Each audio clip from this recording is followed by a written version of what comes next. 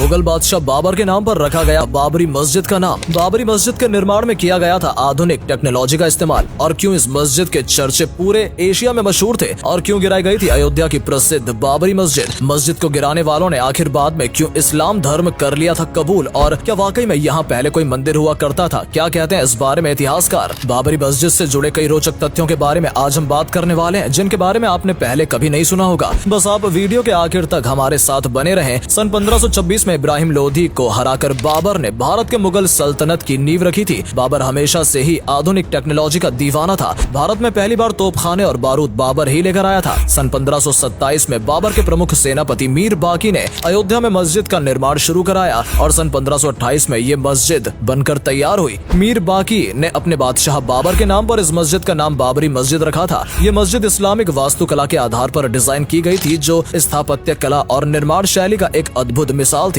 उस समय के दौर में इस मस्जिद के चर्चे न सिर्फ अयोध्या और उत्तर प्रदेश में बल्कि हिंदुस्तान से लेकर पूरे एशिया में गूंज रहे थे। कहा जाता है कि बाबर अयोध्या को मुगल सल्तनत का केंद्र बनाना चाहता था। उसने अवध की रियासत को मुगल सल्तनत का हिस्सा बना लिया था। बाबरी मस्जिद ने अयोध्या को एक अलग पहचान दिलाई, लेकिन अपने जीते जी बाबर कभी भी इस मस्जिद को नहीं देख पाया, क्योंकि मस्जिद का निर्माण पूरा होने के कुछ समय बाद साल 1530 में बाबर की मौत हो गई थी और अंतिम समय तक बाबर को इस बात का मलाल था कि वो एक बार भी अयोध्या की बाबरी मस्जिद का दीदार नहीं कर पाया। बाबरी मस्जिद बनाने में 2000 से अधिक मजदूरों ने दिन रात एक करके काम किया था। इसका डिजाइन तैयार करने के लिए दुनिया के अलग अलग देशों से मशहूर आर्किटेक्ट और इंजीनियर्स बुलाए गए थे। अलग अलग कोनों से बाबरी मस्जिद के लिए पत्थर मंगवाए गए। बाबरी मस्जिद को भारत का इस्लामिक द्वार भी कहा जाता था। ये मस्जिद 16वीं सदी की उत्तर प्रदेश की सबसे बड़ी मस्जिद थी। इस मस्जिद को बनाने में अपने दौर की सबसे उम्दा और आधुनिक तकनीक का इस्तेमाल किया गया था। पहली बार इसी मस्जिद में वॉइस रिफ्लेक्शन टेक्नोलॉजी का यूज किया गया था। इस मस्जिद में ऐसा कूलिंग सिस्टम मौजूद था कि इसके अंदर मौजूद लोगों को गर्मी का बिल्कुल भी एहसास नहीं होगा। बेहतरीन वेंटिलेशन का इस्तेमाल इस मस्जिद में किया गया था। बाबरी मस्जिद बनाने के लिए अयोध्या में और इसके आसपास के इलाकों में कई ईंट भट्टे भी स्थापित किए गए, जिनमें बेहद ही मजबूत और खास प्रकार की ईंट बनाने की शुरुआत की गई थी।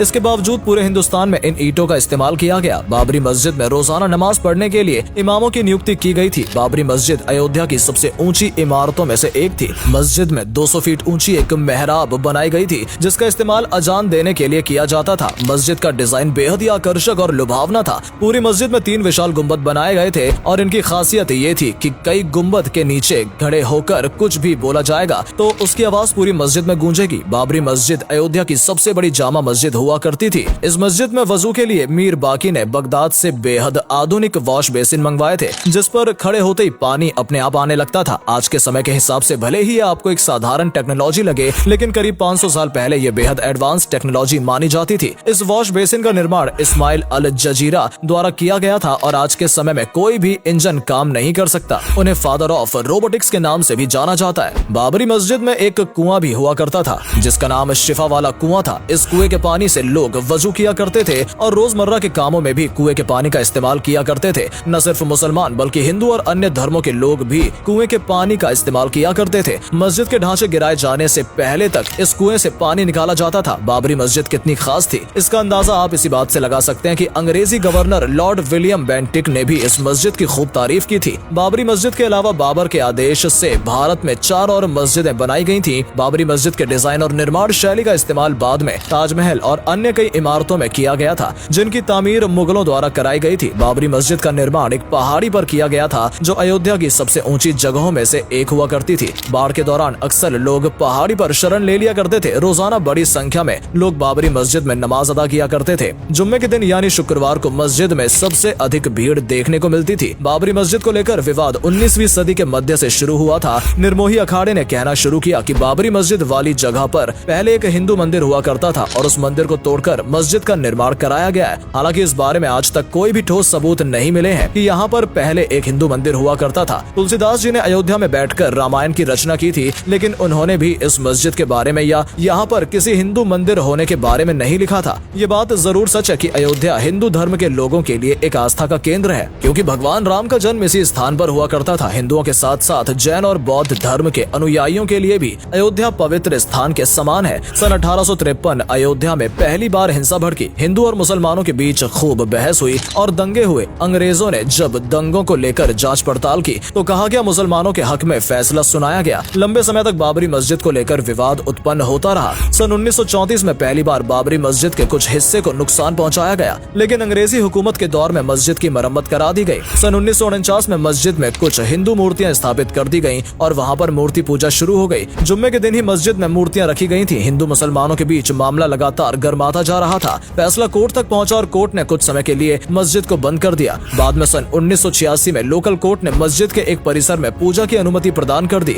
जिसके बाद विवाद को और तूल मिली। 6 दिसंबर सन 1992 के दिन करीब 1.5 लाख लोगों की भीड़ ने इकट्ठा होकर बाबरी मस्जिद को विध्वंस कर दिया। कार सेवकों द्वारा की गई हरकत इतिहास के पन्नों में हमेशा के लिए काले अक्षरों में अंकित हो गई। न सिर्फ मुसलमानों के लिए बल्कि भारत के संविधान और सभी धर्मों के लिए ये एक काला दिन था। सरकार, अदालत और बड़े बड़े अधिकारियों की आंखों के सामने संविधान का मजाक बनाया गया। इस मस्जिद के गिरने के बाद भारत में महंगाई अचानक बढ़ गई। अंतर्राष्ट्रीय बाजार में रुपया 6% तक लुढ़क गया। बेरोजगारी भी देश में लगातार बढ़ने लगी। इसके बाद जो दंगे हुए उसमें 2000 लोगों की जानें गई और 9000 करोड़ से अधिक की संपत्ति का नुकसान हुआ था। कई सालों तक मामला कोर्ट में अटका रहा। मुसलमानों की ओर से केंद्रीय वक्फ बोर्ड द्वारा केस की पैरवी की गई और अंत में 9 नवंबर 2019 के दिन सुप्रीम कोर्ट ने विवादित जमीन का फैसला हिंदुओं के हक में दिया। मुसलमानों ने फैसले का विरोध करने की बजाय इसका स्वागत किया। साथ ही कोर्ट ने मस्जिद बनाने के लिए 5 एकड़ जगह भी मुसलमानों को प्रदान की। आपको जानकर हैरानी होगी कि सन 1992 में जिन लोगों ने बाबरी मस्जिद का ढांचा गिराया था, उनमें से कई लोगों को बाद में अपने किए का बहुत पछतावा हुआ और उन्होंने इस्लाम धर्म कबूल कर लिया। बलवीर नाम के शख्स ने सबसे पहले मस्जिद के मुख्य गुम्बद पर चढ़कर हथौड़ा चलाया था। बलवीर ने बताया कि जब वो अपने गांव सोनीपत पहुंचा